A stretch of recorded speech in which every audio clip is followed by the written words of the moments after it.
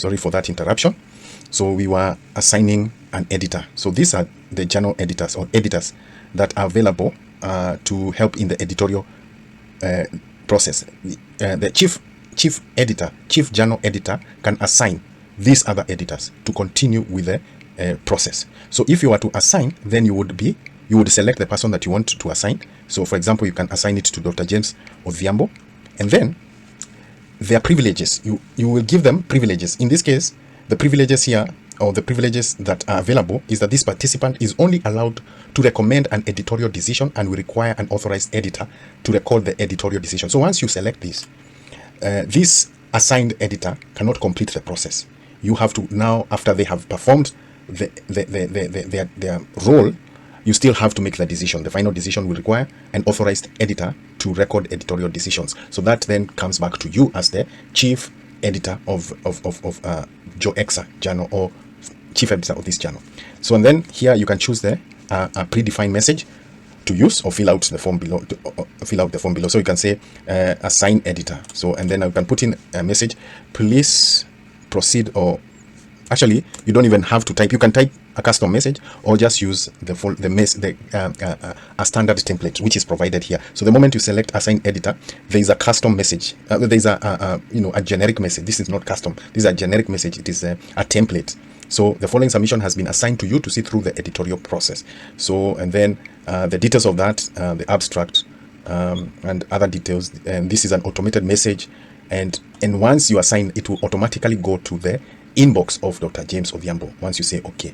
So that is one of the initial editorial decisions you can assign. So I will not send it to them. I'll go through the next one, which is you can send to peer review. You can send to peer review. So we said the first one was to assign. The second you can send to for review. If the manuscript passes the initial checks, you can move the submission into the review stage to begin the peer review. So then the action to take is to click on send for review. So click there, and then you come to this page which is send for review and notify authors. So an email, and send an email to the authors to let them know that this submission will be sent for peer review. So if possible, give the authors some indication of how long the peer review process might take and when they should expect to hear from the editors again. This email will not be sent until the decision is recorded. So again, here you have been given, you don't have to type in an email. There's a template for that, and it's a standard template, and it will be sent to the author. So you can see that this is to the test author that submitted that article. It could be a name. This is just a name that I'm using as an example, and then the subject, your submission has been sent for review. So this is informing them that they have the article that they submitted is now going to be reviewed, and that's the message that will go to their inbox. And then the moment you click continue, that message will automatically be sent to them.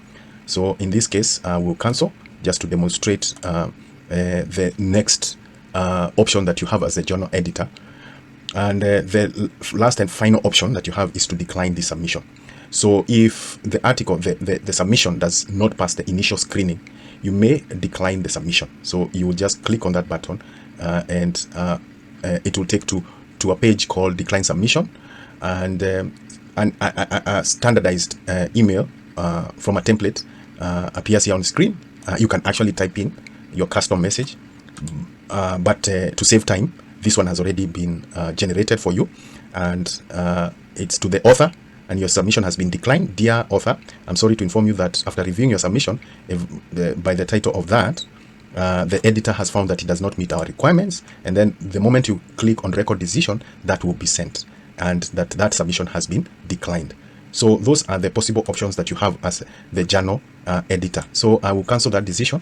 You don't want to decline it, want to move it to the next stage. So we are in step 7, which is to notify the authors and record actions. The system automatically notifies authors of the status update.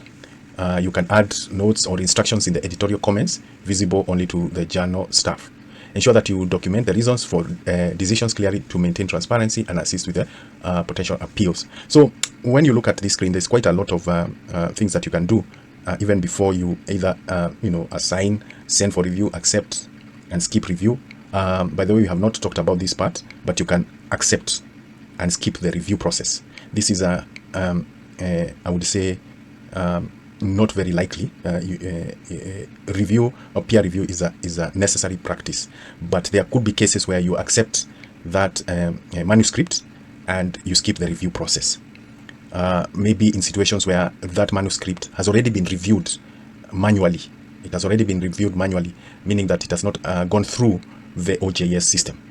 So so now we have not made any decision, but we can make comments. For example, in the peer review discussions, you can make comments. Maybe you can to a section editor. You click on the section editor on that small arrow, and you can notify section editor, notify them of anything that you want to bring to their attention. You can discussion on the submission and to go to that section editor, or you can assign an editor, and the following submission has been assigned to you. So you can actually even assign editorial privileges to that particular section editor. So you can document a lot of the things that you're doing on the OJS, and they will all be recorded here as peer review discussions. You note that there's a comment to the editor. If you remember the last video we made for the submissions, after submission, the author had made a comment. So this comment is for the editor. That came from the author. So you can see comments to the editor, and the participants in this submission process are listed here, including now yourself as the journal editor, and the message that came from the author is here. So thank you for providing this opportunity to make our submission.